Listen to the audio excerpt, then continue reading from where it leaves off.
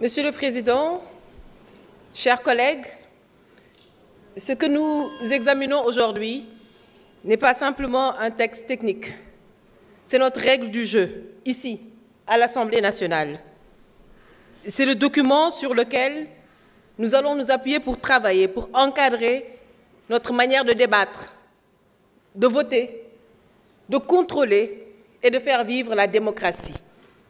Je tiens d'abord à saluer le travail accompli. Il y a eu un vrai effort collectif, à mon sens, du comité ad hoc, des présidents de groupes parlementaires, de la commission des lois, pour aller vers une réforme utile, une réforme partagée et respectueuse des équilibres politiques. Le texte apporte des avancées réelles que je soutiens pleinement.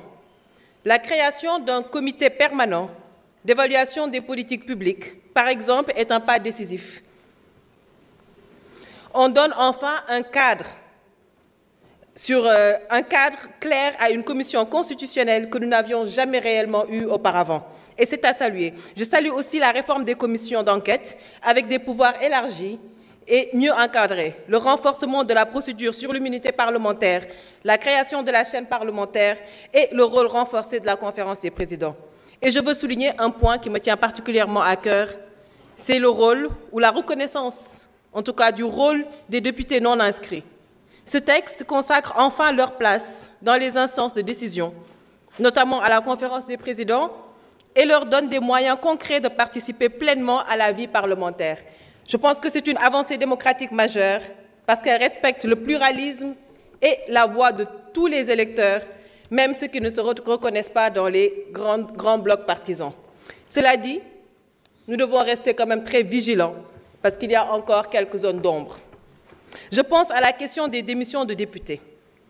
Le fait de permettre au bureau de constater hors session la démission d'un collègue qui quitte son parti soulève une vraie difficulté.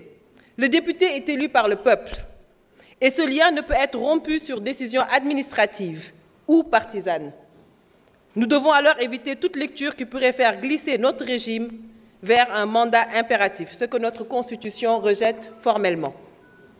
D'autres sujets ont aussi été discutés en commission, la parité, la durée des mandats au sein du bureau, le statut des assistants parlementaires. Ce sont des points qu'il faudra affiner avec le temps. Et ce texte, comme le disait tout à l'heure notre honorable collègue, n'est pas figé et il ne devrait jamais l'être.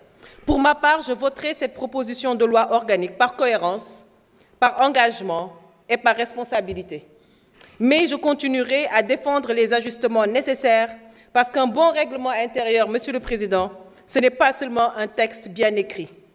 C'est un texte qui évolue, qui s'adapte et qui protège l'institution en respectant ceux qui la composent. Je vous remercie.